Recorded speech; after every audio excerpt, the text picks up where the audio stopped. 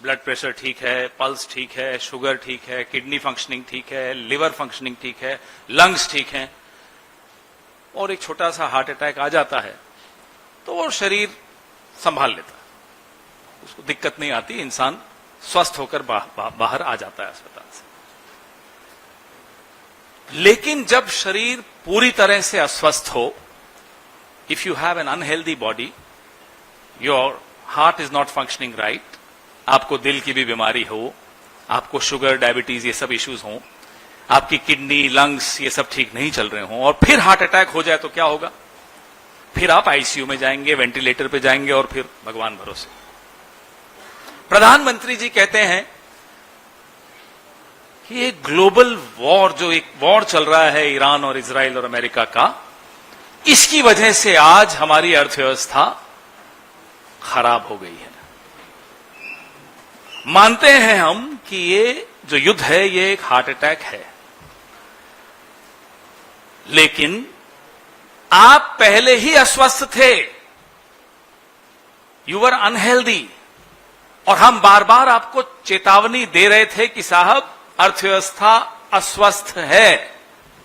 आज से नहीं दे रहे थे, पिछले 10 साल से कांग्रेस पार्टी, हमारे नेता राहुल गांधी, खरगे साहब, हम लोग, तमाम लोग बार बार हर हफ्ते आंकड़ों के साथ, आंकड़े आप नहीं जारी करते हैं, आपकी आदत नहीं है आंकड़े जारी करने की, लेकिन जो सामने दिख रहा है वो देखते हुए हम आपको बार बार चेतावनी देते थे, अर्थव्यवस्था खत्म हो रही है, मरण शैया पर है, the economy is on it's death bed.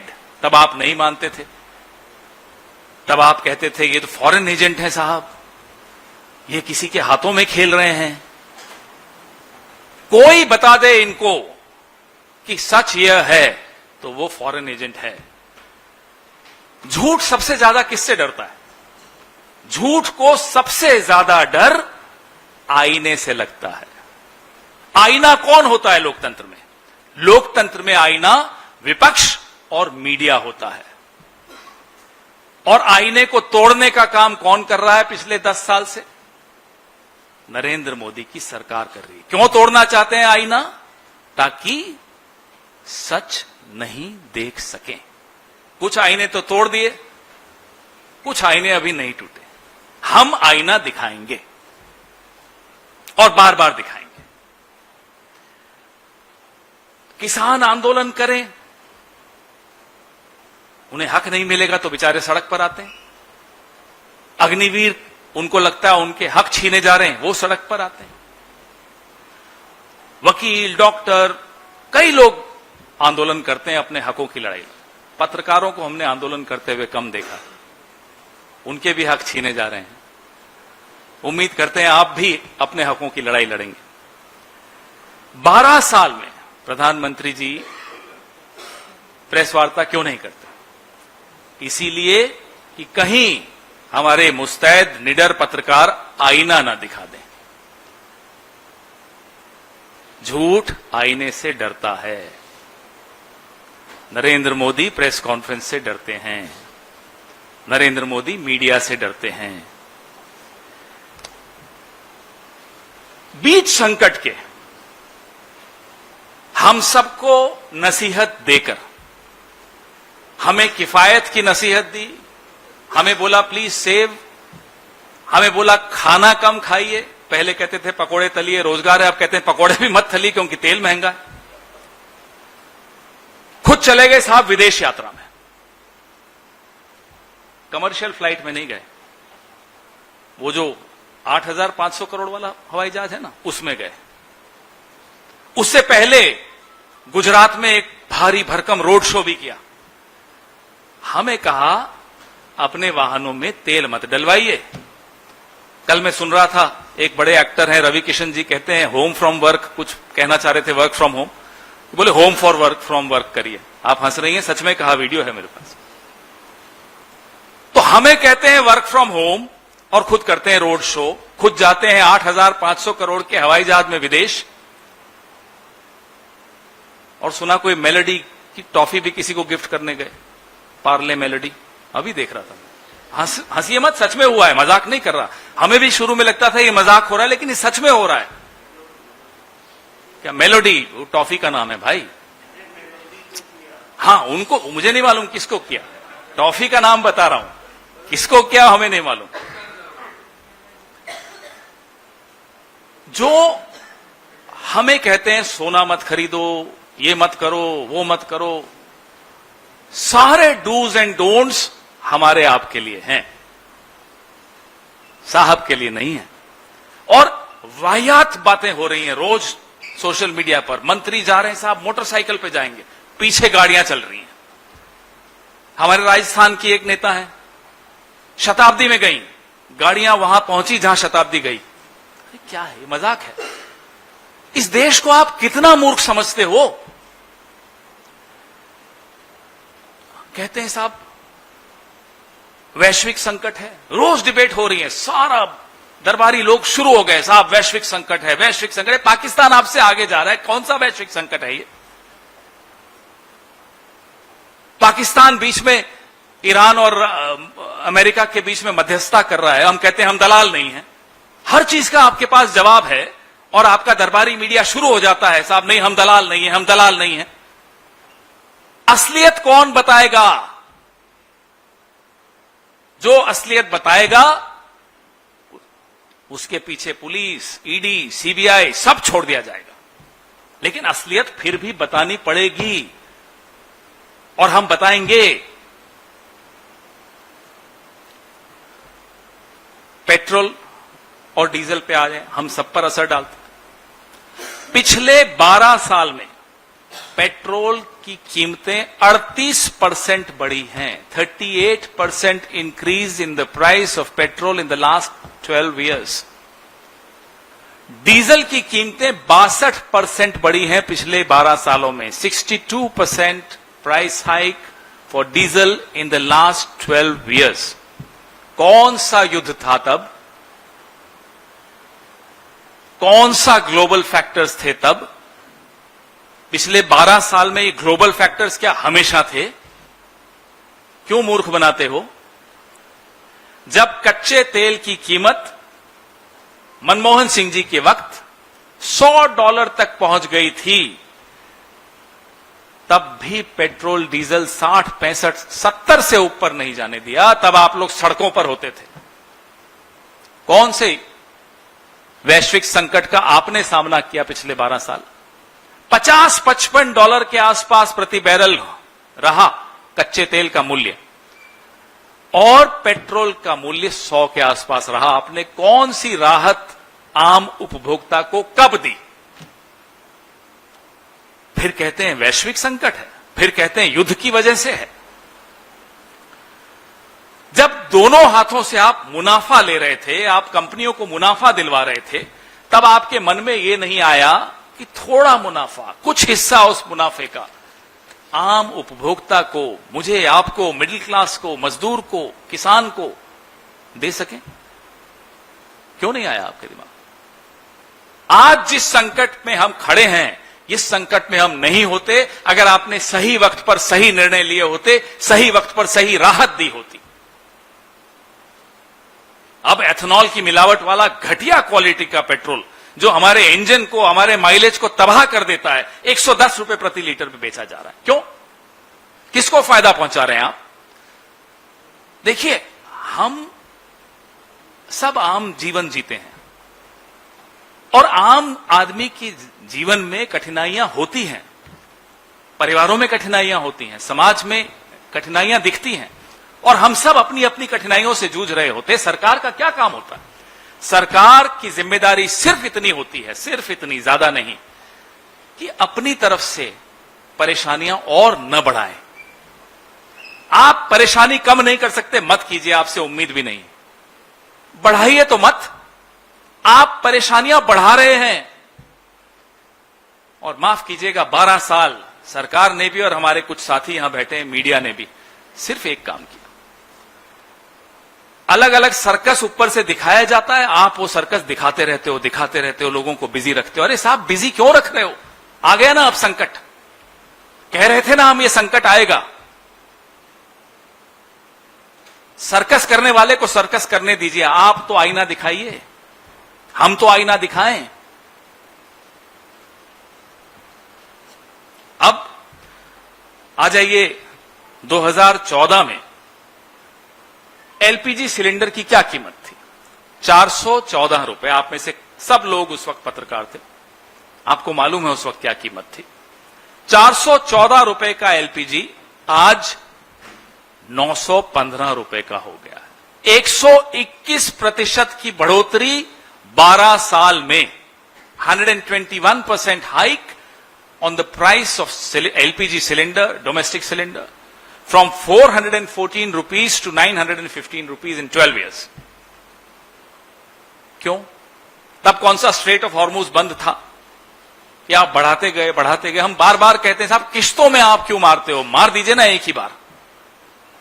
Death by 1000 cuts, काटते रहोगे हमारे शरीर को। कितना काटोगे? खून निकल गया फिर भी काट रहे हो, क्यों? आज ये हालत है। कमर्शियल सिलेंडर ब्लैक में बिक रहा है।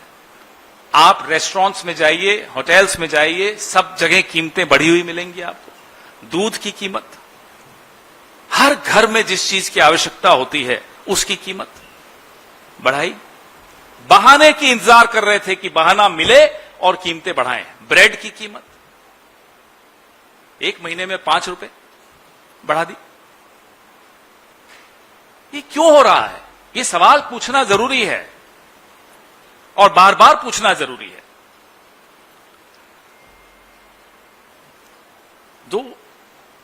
एक और हमने एक आदत देखी साहब इनकी आदत यह है, पहले बोला मुझे 60 दिन का समय दे दो, याद है आपको? फिर कहा मुझे 60 महीने का समय दे दो। अब कहते हैं 2047 तक का समय दे दो। अब 2047 में तो हम कहां होंगे, आप कहां होंगे, वो कहां होंगे, हमें नहीं मालूम। लेकिन गोल पोस्ट बदल दिया। अब सीधा 2047। 2047 का आप सब्ज बाग दिखाते हो, बिलियन ट्रिलियन पता नहीं कौन कौन से आंकड़े देते हो। अब यह नहीं बता रहे कि वर्ल्ड बैंक और आईएमएफ के प्रोजेक्शंस अब क्या हैं हमारे देश की अर्थव्यवस्था के बारे में। वो कह रहे हैं कि ये स्लोडाउन लंबा चलने वाला है। आप छठे पायदान पे गिर चुके हो, ये नहीं बताएंगे, 47 में ले जाएंगे आपको। निंदा करेंगे 1947 के बाद की सरकारों की, उम्मीद दिखाएंगे 2047 की। बीच का क्या हुआ? बीच का कुछ नहीं, कोई अकाउंट नहीं। रुपए के पर आ जाइए। रुपए की हालत, जब डॉलर के मुकाबले 60 रुपए कीमत थी, तब जो सबसे ज्यादा हाहाकार मचाते थे आज वो देश के प्रधानमंत्री। तब मनमोहन सिंह जी की उम्र से तुलना करते थे, उनका अपमान करते थे डॉक्टर मनमोहन सिंह जी का। आज अभी जब मैं आ रहा था, घर से निकला तो 96 रुपए 60 पैसे था। एआईसीसी तक पहुंचा 10 मिनट में, 96 रुपए 80 पैसे हो गया। अब पता नहीं अब कितना है, 97 तक हो गया। तो बढ़ता जा रहा है। रुपया तो मार्गदर्शक मंडल में कभी का शामिल हो गया। अब इसके लिए भी कहते हैं ग्लोबल फैक्टर। कुछ हद तक ग्लोबल फैक्टर मान लेते हैं। आपकी अर्थव्यवस्था में, जिसको अंग्रेजी में कहते हैं रेजिलियंस, क्षमता, झटकों को झेलने की क्षमता, वो कहां है? 2008 याद कीजिए, लेमन ब्रदर्स का क्राइसिस हुआ था, हाउसिंग बबल बर्स्ट हुआ अमेरिका में। डॉक्टर मनमोहन सिंह प्रधानमंत्री थे, मॉन्टेक सिंह आलूवालिया प्लानिंग कमीशन में थे, रघुराम राजन जी थे, अर्थशास्त्री थे हमारी सरकार में। आज की अनर्थशास्त्रियों पर फिर बात करूंगा थोड़ी देर में। 2008 के ग्लोबल क्राइसिस में भी भारत की अर्थव्यवस्था पर ज्यादा असर नहीं पड़ने दिया। शॉक अब्जॉर्बर्स मजबूत थे, रेजिलियंस था इकोनॉमी में। There was an resilience in our economy. Our shock absorbers were strong and steady. Therefore the impact of the Lehman Brothers collapse, the crisis, the housing bubble collapse of the US was not felt in India. यहां सब थोड़ा सा कहीं कोई छींक देता है बाहर, ग्लोबल फैक्टर हो गए साहब, ग्लोबल फैक्टर हो गए। और ग्लोबल फैक्टर भी जब होते हैं, आप हाथ यूं खोलकर इजराइल को गले लगा रहे हैं। क्यों साहब? जब दुनिया यूनिपोलर थी कुछ वक्त तक के लिए, तब आप जो निर्णय लेते हो समझ में आता है। अब जब दुनिया यूनिपोलर नहीं दिख रही, या तो बायपोलैरिटी की तरफ जा रही है या मल्टीपोलैरिटी की तरफ जा रही है, आप चले जा रहे हैं अमेरिका के साथ डील साइन कर रहे हैं, अजीब सी अनोखी सी डील साइन कर रहे हैं। क्यों? क्या मजबूरी है आपकी? क्या दबाव है आप पर? तो रुपए पर आप बार बार आ जाते हैं। पिछले 2 महीने में हमारे जो फॉरेक्स रिजर्व्स हैं 38 बिलियन डॉलर तक घट चुके हैं। मतलब जो हमारी आने वाली पीढ़ियों के लिए जो हमें छोड़ के जाना चाहिए, वो तबाह हो रहा है हमारी आपकी आंखों के सामने, नरेंद्र मोदी जी की नाक के नीचे। ये सब आपके सामने हो रहा है। हम सिर्फ आईने का काम कर रहे हैं। अब आप बात देश हित की करते हो।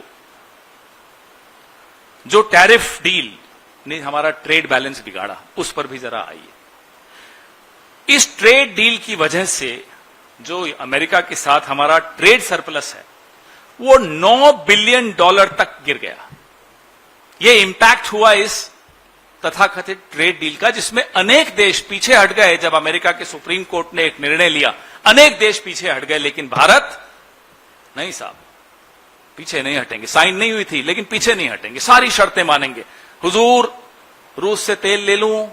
जी जाइए, 30 दिन के लिए ले लीजिए, हुजूर खुश। ये हमारे देश का स्वाभिमान के साथ खिलवाड़ हुआ है। इस तरह से हो रहा है। परसों आया, भाई 16 मई तक ही था, हुजूर को अनुमति मिली थी, हुजूर ने जो दी थी अनुमति हमारे साहब को। फिर चले गए, हुजूर 16 मई आ गया, रूस से थोड़ा और तेल ले लूं? हां साहब ले लो। ये क्या मजाक बना रखा है? ऐसे देश चलाए जाते हैं, ऐसे रिश्ते रखे जाते हैं, ऐसे दबा जाता है किसी सुपर पावर से। क्यों? देखिए, जो बहुत बड़ा कारण है अर्थव्यवस्था की धरातल में जाने का, जो निवेशक हैं, वो घरेलू निवेशक हों या विदेश के निवेशक हों, उनका विश्वास डगमगा गया है अर्थव्यवस्था पे। इसलिए वो यहां या तो निवेश नहीं कर रहे हैं या निवेश विड्रॉ कर रहे हैं। पिछले चंद महीनों में 2 लाख करोड़ का निवेश पुल आउट हो गया है, विड्रॉ हो गया है, चला गया है हमारी अर्थव्यवस्था से। जब निवेश नहीं होगा, जब निवेश खींच लिया जाएगा, क्योंकि लोगों का विश्वास हमारी अर्थव्यवस्था पे नहीं है, तो ग्रोथ कैसे होगी, एक्सपेंशन कैसे होगी, नौकरियां कैसे जनरेट होंगी, अर्थव्यवस्था को बूस्ट कैसे मिलेगा, मार्केट में पैसा कैसे आएगा जब नौकरियां ही नहीं होंगी। तो एक अंग्रेजी में कहते हैं वर्लपूल, हिंदी में शायद चक्रवात कहते हैं, उसमें हम लोग फंस गए, हमारी अर्थव्यवस्था फंस गई। और कोई ऐसा नहीं होता कि अचानक फंसते हैं, ये फंसते चले जा रहे हैं। हम दूर से पास में आते जा रहे हैं चक्रवात के अंदर अंदर अंदर, और सीधा अंदर आ गए। जब ये जा रहे थे चक्रवात के अंदर, वर्लपूल के अंदर, तब हम रोक रहे थे कि साहब गलत जगह जा रहे हो। और जो रोक रहा था उसकी हंसी उड़ाई जाती थी। अरबों रुपए उनकी हंसी उड़ाने पर खर्च कर दिए गए। राहुल गांधी जी की बात कर रहा हूं। बार बार चेतावनी दे रहे थे, और बार बार जितनी बार वो चेतावनी दे देते थे, अलग अलग एजेंसीज को हायर करके, नेशनल, इंटरनेशनल, ग्लोबल, इनकी छवि को कैसे नुकसान पहुंचाया जाए, आईना कैसे तोड़ा जाए ताकि आईने में सच न दिखे, ये किया जा रहा था। ये टूल किट है इनका। खैर, हमारे मोदी जी को कोई परवाह है नहीं इस चीज की। 200 महंगाई के साथ अब जो मैं बेरोजगारी पे आपको बोला, उसका आंकड़ा बड़ा इंपॉर्टेंट है। 15% से भी ज्यादा बेरोजगारी दर हो चुकी है। हम कई बार इस प्लेटफॉर्म से बोल चुके हैं, 45-48 साल का रिकॉर्ड बेरोजगारी का टूट गया है। अर्बन अनएम्प्लॉयमेंट की हालत देखिए, रूरल अनएम्प्लॉयमेंट की हालत देखिए, और आप कह देंगे खाते में इतने पैसे डाल दिए, और उससे आप कहेंगे साहब खुश, सब बढ़िया, चावल दे दिए, 5 किलो चावल दे दिए, कोई स्कीम्स बोलते हैं, कोई लाडली बहना, ये वो, ये सब कर दिया, काम हो गया हमारा। बड़े मजेदार तो हमारे इस देश के मंत्री हैं। मैं पिछले दिनों अभी सोशल मीडिया देख रहा था, हमारी वित्त मंत्री जी ने क्या क्या कहा वो सुनने की कोशिश कर रहा था, कुछ नहीं था। अचानक कल रात को 10 बजे वित्त मंत्री जी ने ट्वीट किया।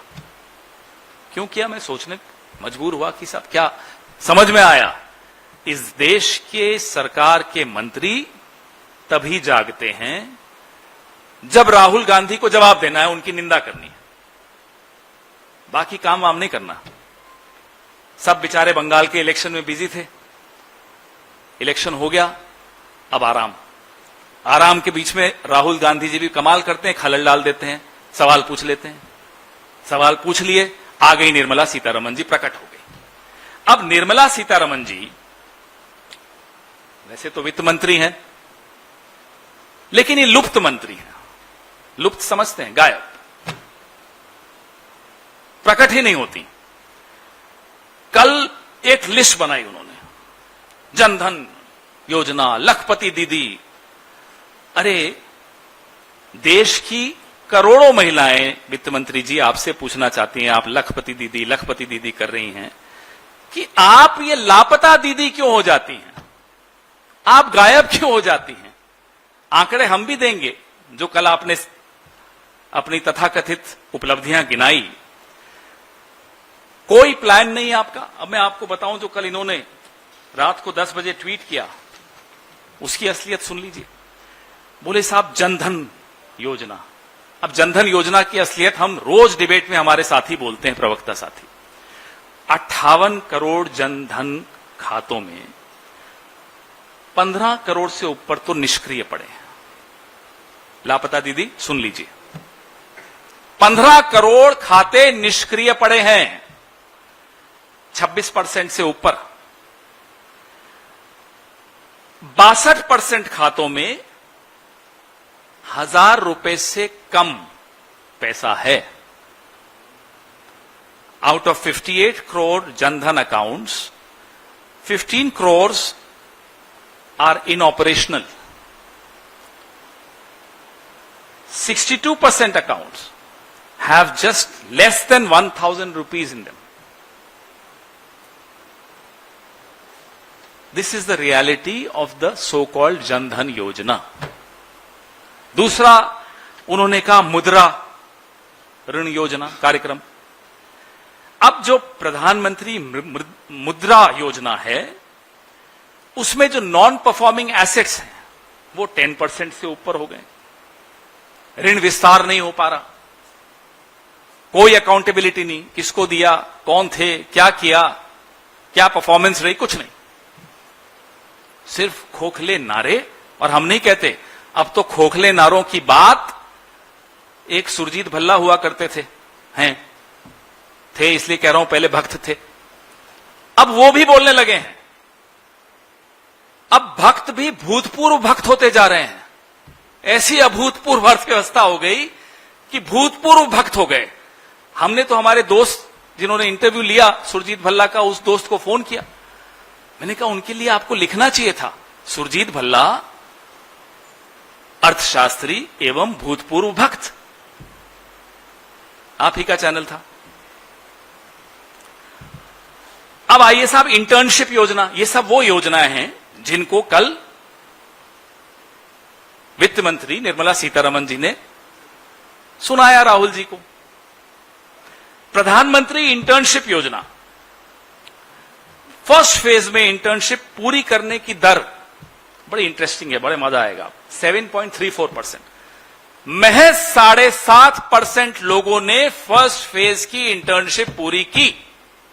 यह है असलियत प्रधानमंत्री इंटर्नशिप योजना की।